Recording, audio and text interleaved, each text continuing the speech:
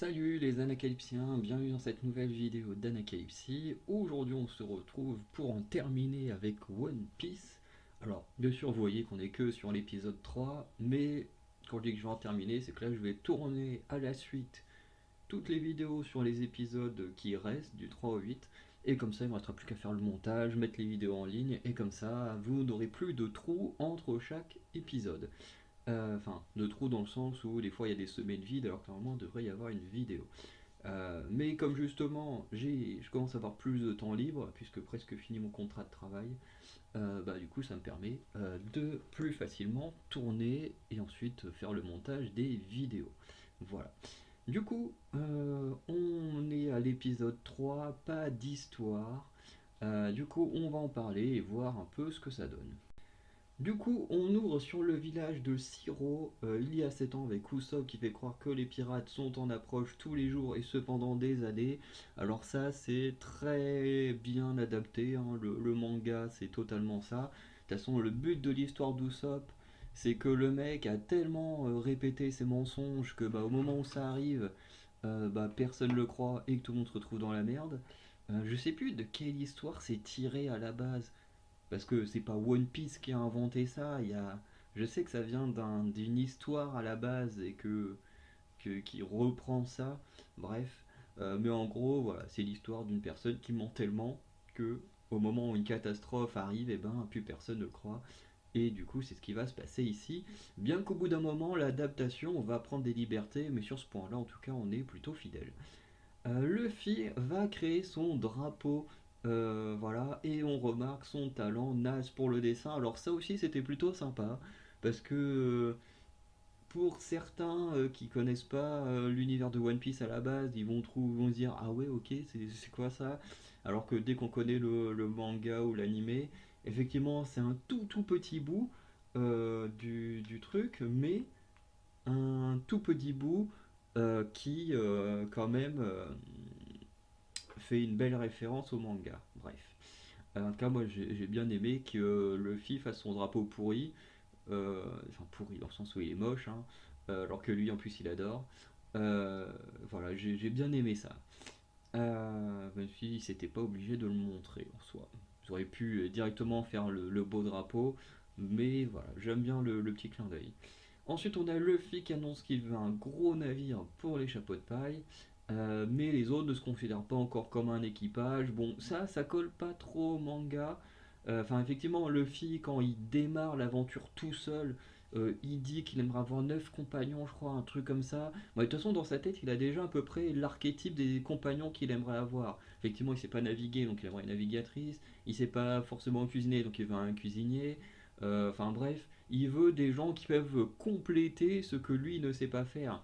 Bon, il n'y a que Zoro en soi qui est là, en fait qui ne complète rien de Luffy, puisque Zoro il est surtout là pour la baston et picoler, chose que, bon, Luffy il picole pas, mais la baston il sait très bien le faire tout seul. Mais les autres ont tous plus ou moins des aptitudes que Luffy n'a pas. Après, on pourrait peut-être pinailler en disant oui, mais Zoro il se bat avec des sabres. Oui, bon, c'est juste un combattant comme Luffy, quoi. Il n'a pas d'autre chose à part être le second, tout ça, le bras droit, euh, de plus que les autres. Je veux dire, comme Nami, au bout d'un moment, elle va savoir se battre, surtout quand elle va avoir des power-ups de malade. Euh, mais à la base, sa grosse qualité, c'est de navigatrice. Je veux dire, tu enlèves Nami, l'équipage, c'est plus pareil. Je veux dire, ils peuvent plus naviguer sans Nami, puisque c'est la seule qui connaît hyper bien les mers et tout. T'enlèves Zoro, la plupart des gens ils savent se battre. Donc voilà, c'est ce que je veux expliquer. Je ne dis pas que Zoro il sert à rien ou quoi que ce soit, hein, parce que je sais que Zoro est un des persos les plus aimés. Bon, moi je fais pas partie de ces grands fans, mais voilà, je ne dis pas que Zoro est un mauvais personnage, mais je veux dire que si tu soustrais en réfléchissant à certains points, effectivement, Zoro, c'est peut-être celui que tu peux plus facilement enlever de l'équipage. Puisqu'il n'est pas navigateur, il cuisine pas, il fait pas de musique, il a aucune connaissance comme Robin ou Brooke. Bref, voilà. Ensuite, on retrouve Kobe et Hermep sur le navire de Garp. et qui vont devoir faire leurs preuves pour rester sur le navire. Et Garp va notamment prendre Kobe sous son aile. Alors, ça, je suis plutôt d'accord avec des youtubeurs qui en ont parlé, notamment le chef Otaku, parce que c'est le seul, je crois, dont j'ai vu les vidéos. J'en ai peut-être vu d'autres, mais celles du chef Otaku sont celles euh, qui m'ont le plus, qui m'ont le plus marqué. Euh, mais globalement, je suis assez d'accord que cette histoire de Kobe Harmep, elle colle très bien au manga, dans le sens où dans le manga, je vais me répéter sûrement sur des vidéos que j'ai dit, mais comme elles sont sorties maintenant il y a un petit moment, l'épisode 1 et 2, euh, en gros, dans le manga, soit quand on a une première page de chapitre, soit ce sont des dessins un peu random. Je sais pas, par exemple, tu vas voir Luffy, je sais pas, dans une piscine. Je sais pas, je dis des conneries, hein, mais voilà, tu vas voir Nami avec un lion. Enfin, bref, tu vas voir des trucs un peu random. Actuellement, par exemple, on a des dessins demandés par des fans et que du coup, Eiichiro Oda il fait. Et tu as également la troisième option qui est la plus intéressante. Ce sont les chapitres en fait qui continuent l'histoire de certains personnages mais du coup à travers les premières pages de chapitres. Et comme ça, sur une trentaine de chapitres, tu peux suivre comme ça les histoires. Et notamment, il existe comme une sorte de manga qui compile toutes ces petites histoires à la suite. Et comme ça, qui permet de suivre plus facilement l'histoire qu'il y a sur les chapitres plutôt que de revenir à chaque fois sur ces mangas, regarder le premier chapitre. Il y a un petit bouquin comme ça, je sais, qui existe. Alors forcément, ça va pas jusqu'à aujourd'hui parce que ce truc-là, il est sorti il y a au moins plus de 5, entre 5 et 10 ans. Donc forcément, il n'y a pas des histoires plus récentes, mais je sais que ça existe. Pour les plus anciennes histoires, comme celle de Baggy qui retrouve tous les membres de son corps, il y a aussi l'histoire du coup de Kobe et Hermep dont on voit l'entraînement par Garp. On a aussi l'histoire d'autres personnages liés au CP9 ou à NR. J'en dirai pas plus pour ceux qui ne connaissent pas l'univers, pour pas spoiler, mais des personnages ou groupes de personnages euh, que personnellement j'ai très hâte de voir adapter. Euh, mais voilà, dont je ne dirai pas plus pour ceux qui connaissent pas. Mais voilà, ce que je veux dire, c'est que à la base, c'est des trucs où c'est très secondaire, sinon, Eiichiroda veut quand même mettre une certaine importance en le mettant dans les premières pages de chapitre, enfin en première page de chapitre, mais en même temps, c'est pas suffisamment important pour que ce soit dans l'histoire. Alors que là, je trouve que ça prend beaucoup, beaucoup trop d'importance. Alors nous, en tant que spectateurs, ça nous permet d'apprendre des informations de temps en temps, mais je suis plutôt d'accord avec le chef Otaku quand il dit que ça prend trop d'importance, puisque au final, on suit tout autant l'histoire de Kobe que celle de Luffy. Alors que l'histoire, ça s'appelle quand même One Piece. One Piece, c'est quoi? C'est un trésor qui permet de devenir le roi des pirates. Donc c'est plutôt illogique que l'un de tes personnages principaux que tu mets le plus en avant dans ta série télé, c'est un membre de la marine. Je dis pas qu'il faut pas lui donner une certaine importance, hein. Kobe, c'est quand même un personnage assez important. Il y a pas longtemps, dans La Ruche, il a fait des trucs badass. Seuls ceux qui ont lu les scans peuvent comprendre ce que je dis, parce que même ceux qui regardent l'animé, ils n'ont pas encore vu ce truc-là. Mais, euh, mais c'est pas le héros du manga. Même à Marineford, il va faire des trucs très cool et tout. Mais ce n'est pas le héros. Là, t'as limite l'impression que Kobe, c'est également un héros comme Luffy, ce qui est très bizarre. Très bizarre de mettre un membre de la marine. Ok, c'est un ami de Luffy, même si tous les deux dans un camp adverse, ils se considèrent quand même comme des amis et tout. Mais, mais pour moi, je trouve qu'il y a vraiment un truc qui va pas avec ça. Après, c'est mon avis, chacun a celui qu'il veut, mais je trouve que l'histoire de Kobe et Hermep, et même de Garp, prennent trop de place, surtout que Garp est peut-être l'un des persos les plus mal adaptés de cette première saison. On passe à la suite où on va chez Baggy qui va recomposer son corps. Bon bah là du coup c'est extrêmement rapide, hein. Contrairement à dans le manga comme je disais où ça prend plein de petites histoires où il va être en mini Baggy à voyager pour retrouver les membres, les parties de son corps et tout qui ont été projetés sur une autre île ou je sais plus quoi. Là, il le retrouve, là, il recompose son corps tout de suite chez lui, jusqu'à l'arrivée de Kuroibi, qui est un membre de l'équipage d'Arlong, puisque ce dernier veut lui parler. Et quand je dis ce dernier, c'est que Arlong veut parler à Baggy. Alors ça, c'est totalement une adaptation, puisque dans le manga, les personnages de East Blue, du moins les méchants, ne sont jamais en contact. Je pense que la plupart connaissent les autres par rapport aux primes et tout ça, mais ne se rencontrent jamais. Je veux dire, Luffy, il commence, il rencontre Alvida, boum, il bat Alvida. Ensuite, il va sur une autre île, il rencontre le colonel Morgan, boum, il bat le colonel Morgan. Ensuite, il va sur une autre île, il rencontre Kuro, il rencontre Kuro, il le bat, paf. Ensuite, il va au Barati, il rencontre Don Krieg, hop, il bat Don Krieg, Mihawk et Zoro ont leur histoire, boum, on va sur une autre île, on bat Arlong, boum, et en fait ces personnages-là, c'est toujours, enfin, à chaque fois c'est des histoires, des aventures qui sont île par île. En fait, les persos ne sont pas connectés entre eux. Alors, plus tard, ce sont des choses qui vont arriver, notamment sur tout ce qui touche Dressrosa, Punk Hazard, Wano Kuni. Ce sont trois arcs différents, mais qui sont liés les uns aux autres. J'expliquerai pas pourquoi pour ceux qui ne connaissent pas le manga, mais par exemple, il y a des lieux comme ça qui sont liés aux autres, notamment la saison 2 qui est censée suivre la saga Alabasta, ou une partie de la saga Alabasta.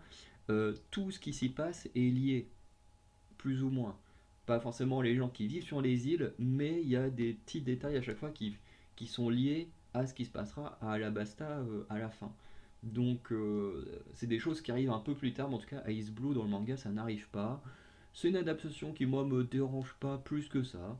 Je me dis en même temps, les mecs ils sont tous connus, c'est tous des pirates, donc pourquoi est-ce qu'ils se seraient pas déjà rencontrés, ou pourquoi est-ce que certains n'auraient pas cherché effectivement à dominer les autres pour vraiment être le pirate le plus fort des mers? Parce que c'est vrai que dans le manga ils sont tous en mode t'es moi le meilleur pirate d'East Blue, et en fait ils n'ont jamais cherché à se rencontrer, à battre les autres, et qui eux-mêmes revendiquent le titre du meilleur pirate d'East Blue. Enfin c'est quand même un peu bizarre hein, que dans le manga ils se revendiquent tous ce titre-là, mais que personne n'ait rencontré les autres ou affronté les autres pour vraiment être le meilleur d'East Blue. Bref. Du coup, je trouve que ça, c'est plutôt une bonne idée d'avoir fait ça dans la série télé. Le trio, du coup, Luffy, Nami et Zoro se retrouvent au chantier naval de Siro.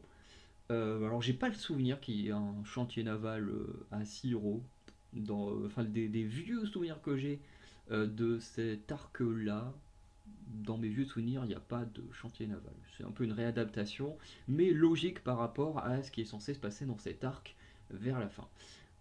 Du coup, on a Nami qui veut en voler un, tandis que Luffy veut un navire normalement, du coup en l'achetant, et tombe notamment sous le charme du Vogue Mary et va rencontrer Usopp qui est en train de bosser dessus, si je dis pas de bêtises. Du coup, Usopp dit qu'il ne peut pas vendre de bateau, mais décide de leur présenter Kaya.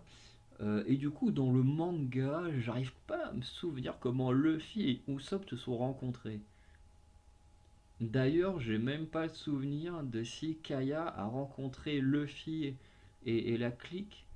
Euh, j'ai peu de souvenirs de cet arc-là. Enfin, j'ai des souvenirs, mais pas liés à Kaya. Je me souviens d'histoires où t'as Usopp à la fenêtre de Kaya qui lui raconte des histoires et tout, mais j'ai pas plus d'histoires liées à Kaya, parce que c'est vrai que là, dans l'épisode 3 et 4, on passe beaucoup, beaucoup de temps dans le manoir de Kaya, alors que dans le manga, le manoir, je crois qu'on n'y met même pas les pieds, ou très très rarement. Donc c'est pas aussi marquant les deux.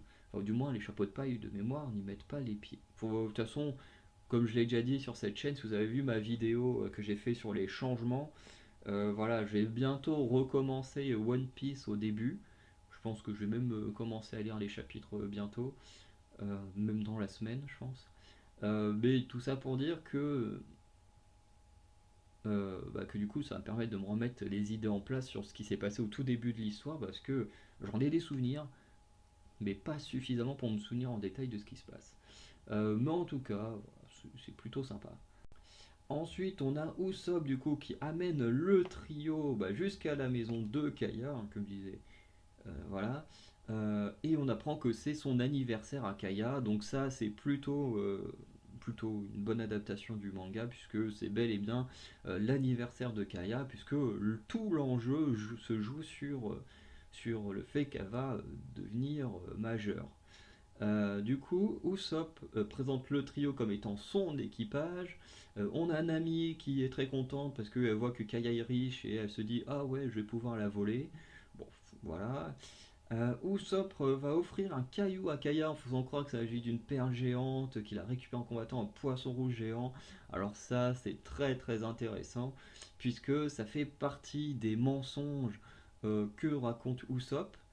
Euh, et en fait, ce qu'il faut savoir avec Usopp, je n'entrerai pas dans les détails, mais en gros, Usopp, c'est clairement le personnage qui sort des mensonges, mais qui sont, comment dire, tellement what the fuck que tu te dis jamais ça peut exister. Et pourtant, certains de ces plus gros mensonges vont vraiment se réaliser.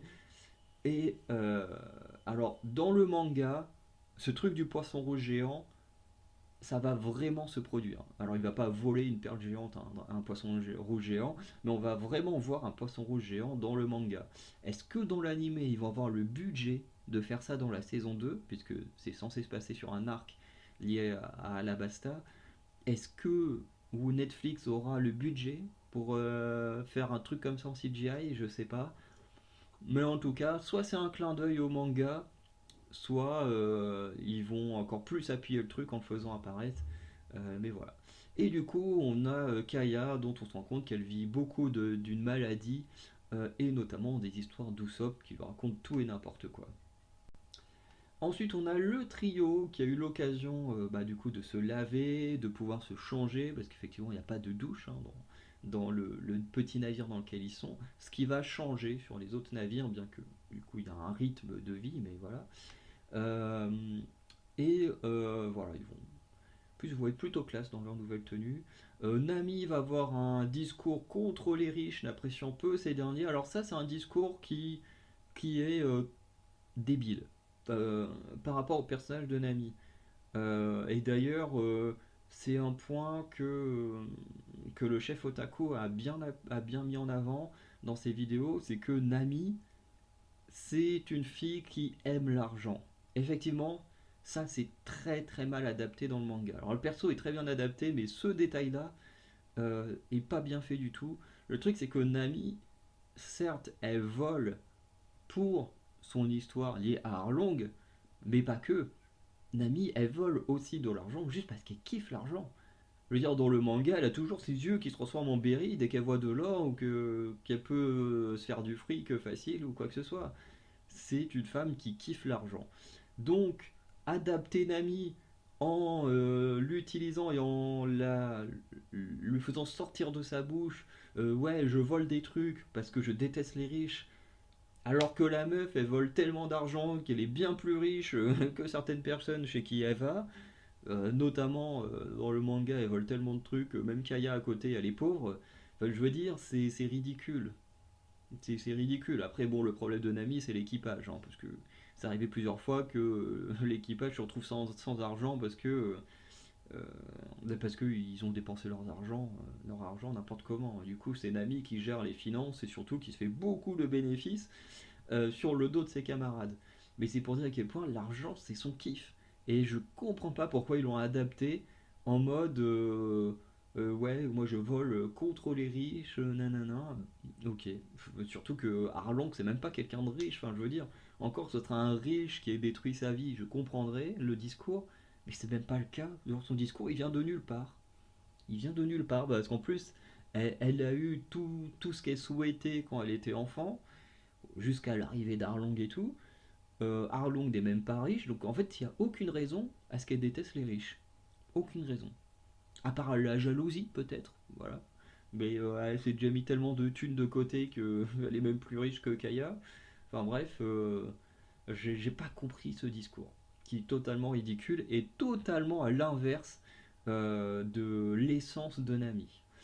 Bref. Du coup, on a Luffy qui pense pouvoir convaincre Kaya de lui offrir le Vogue Mary, tandis que Zoro, lui, a l'impression d'avoir déjà vu le majordome Claadol quelque part. Et Zoro a bien raison, puisqu'on apprend que le repas sera empoisonné, puisqu'on voit Chia, mais je sais plus comment il s'appelle l'autre, je sais que je l'ai noté à un moment donné, mais bon, ils sont tellement mal adaptés eux deux que bon, on s'en fout. Euh, Et pendant le repas d'anniversaire de Kaya, Luffy va annoncer vouloir acheter un bateau à cette dernière et vouloir devenir le roi des pirates. Bref, du Luffy tout craché. Euh, C'était pas les meilleures scènes, honnêtement. C'était pas non plus incroyable, mais bon, ça faisait le taf. Du coup, sur le navire de Garp, on a Hermep qui coupe Kobe et Garp en plein jeu, parce que ouais, globalement sur cet épisode, en plus Kobe et Garp ils servent à rien, ils passent leur temps à jouer à un jeu, là je sais plus comment ça s'appelle. Bref, j'ai tout ça juste pour montrer que Kobe pouvait avoir un esprit tactique en battant Garp. Bref, c'était un peu nul, hein, c'était totalement nul l'histoire de Kobe, Garp et Hermep sur cet épisode. Mais bref, Hermep vient pour dire qu'ils ont découvert l'ancien bateau de Luffy avec son drapeau. Voilà. Et du coup, ce qui va permettre à Garp de donner la première mission à Kobe, qui est d'aller sur l'île la plus proche, et du coup bah, de retrouver Luffy et tout ça. À Siro, on a Mary qui va entrer en conflit avec Claadol dans la cave et qui va se faire poignarder par Claadol, qui n'est nul autre que Kuro, dont on avait vu l'affiche dans le coffre que Nami avait réussi à percer. Donc ça c'est plutôt proche du manga, hein. Mary se fait également poignarder par Kuro, à la seule différence, bon, je spoil un peu l'épisode suivant, mais en même temps la série est sortie il y a déjà 2 mois, donc techniquement c'est plus vraiment un spoil. Mais dans la série télé, ils ont décidé d'être plus réalistes et du coup de vraiment tuer Mary, puisque Mary est vraiment mort, alors que dans le manga, Mary ne meurt pas et du coup arrive à être soigné de ses blessures. Parce qu'ils sont pas jetés dans un puits comme ça, ils sont juste blessé, enfin il est juste blessé, bref. Mais en tout cas, l'agression de Kuro sur Mary existe bel et bien dans le manga, donc ça c'est cool. On continue avec Arlong du coup qui se rend chez Baggy afin de rappeler que c'est lui le plus grand pirate d'East Blue. Voilà, et remettre un peu Baggy à sa place. Et ce dernier va réussir à rester en vie en balançant les agissements de Luffy et aussi les trucs par rapport à la carte. Chose qui est totalement. En fait, le rapport de Arlong par rapport à la carte, elle n'est pas logique. Alors, dans le sens où Arlong, il se sert de Nami pour avoir des cartes du monde entier, tu dis ok, mais ça n'empêche que les hommes poissons, ils viennent pas d'East Blue, ils viennent de Grand Line, du Nouveau Monde, tout ça. Donc, pourquoi est-ce que le mec, il veut absolument une carte d'un endroit qu'il connaît déjà? C'est bizarre, hein. C'est très bizarre qu'il veuille une carte d'un lieu qu'ils connaissent déjà. Je sais pas, je comprends pas trop le délire de. Surtout que l'histoire de cette carte, elle va pas aussi loin que Baggy. D'ailleurs, Baggy que j'ai oublié dans les îles où ils affrontent un méchant. Euh, mais de mémoire, il y a un rapport avec une carte et Baggy, mais clairement pas. Il n'y a pas de rapport de carte sur tout l'arc. Bref. Enfin surtout toute la saga Is Blue. Bref, on retourne chez Kaya où le trio ne sait pas se tenir.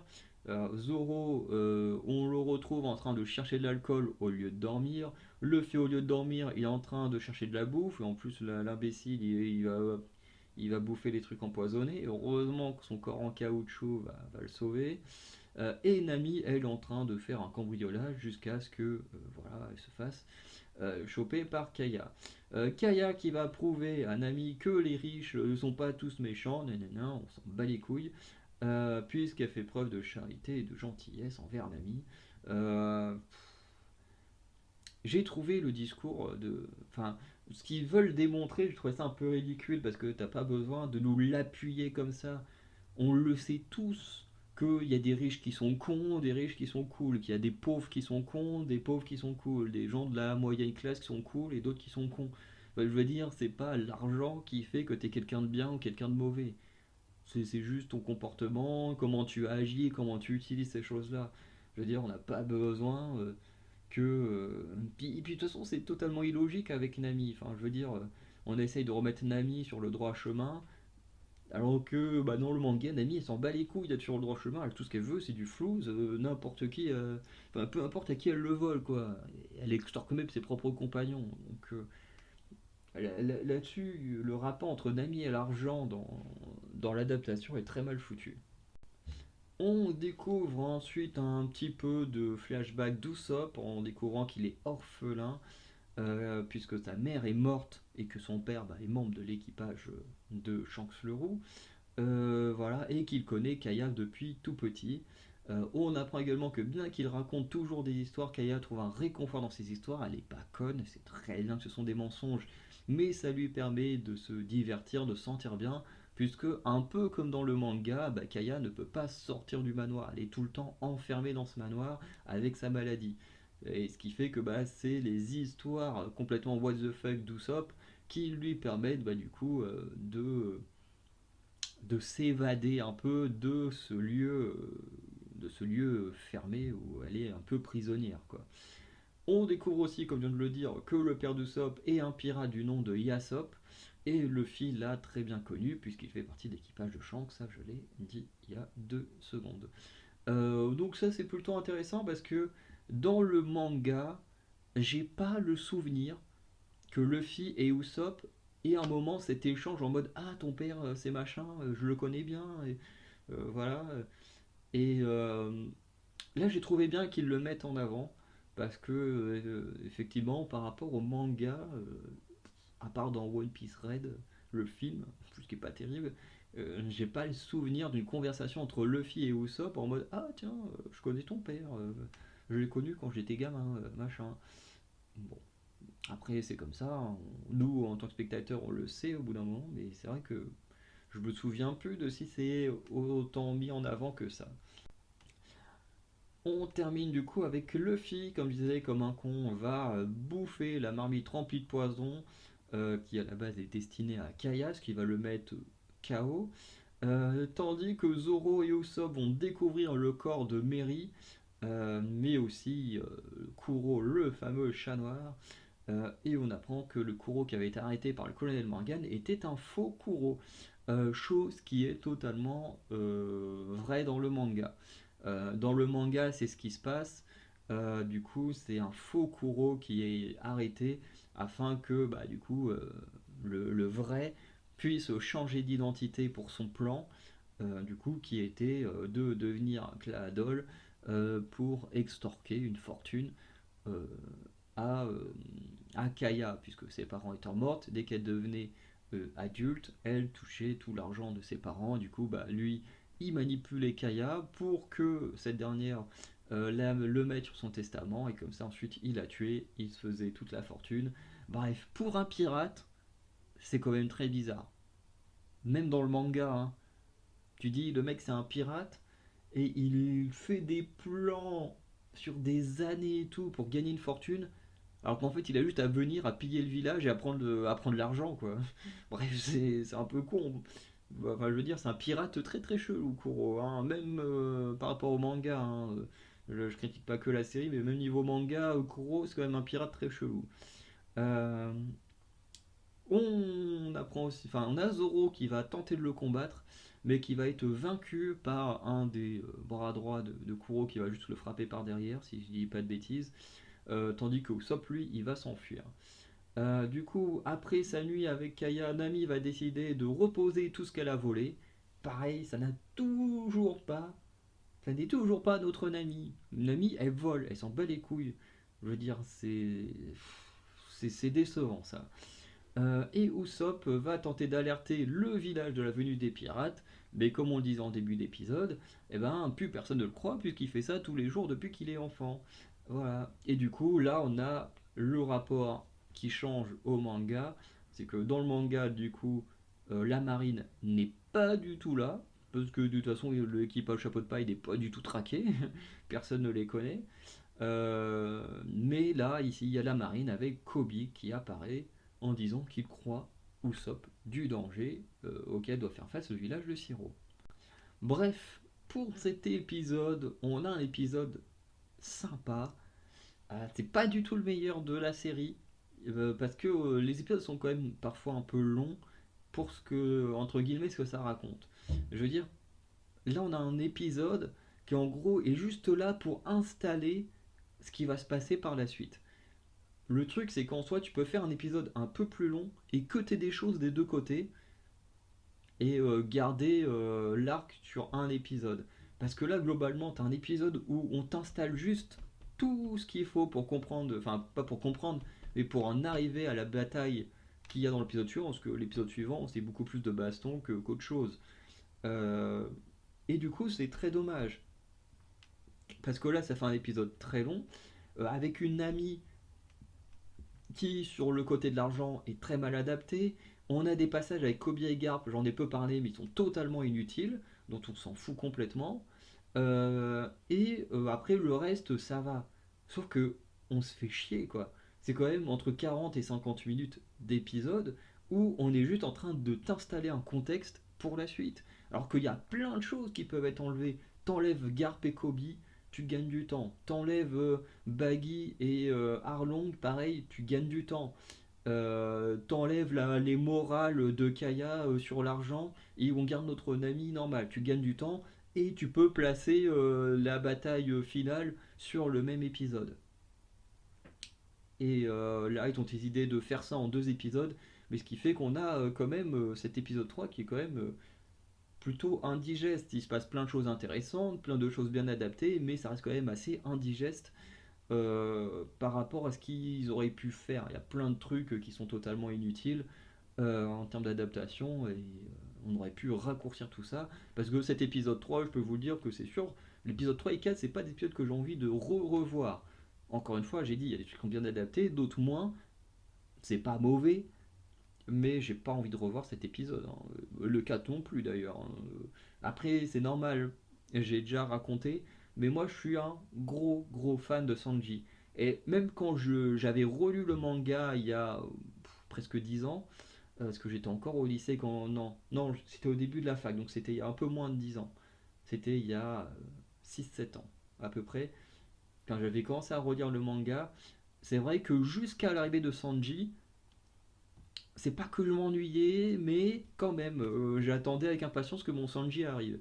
Et dans la série télé, ça me fait un peu pareil. Tant que Sanji est pas là, je suis en mode, putain, quand est-ce qu'il arrive? C'est Sanji, moi, mon petit chouchou. Donc, bref. Après, c'est normal, hein. Pour ceux qui préfèrent Zoro, bah, ils sont contents, il est là dès le début. Mais des gens comme moi qui préfèrent Sanji, bah, c'est quand même long d'arriver jusqu'à son arrivée. Même si les histoires sont intéressantes. Ça, je dis pas le contraire. Mais moi, je prends plus de plaisir à lire One Piece une fois que Sanji est dans l'équipage. Bref. En tout cas, on va s'arrêter là. N'hésitez pas à dire ce que vous avez pensé de cet épisode. Du coup, on se dit à très bientôt pour de nouvelles vidéos. Passez une bonne journée, une bonne soirée. Ciao.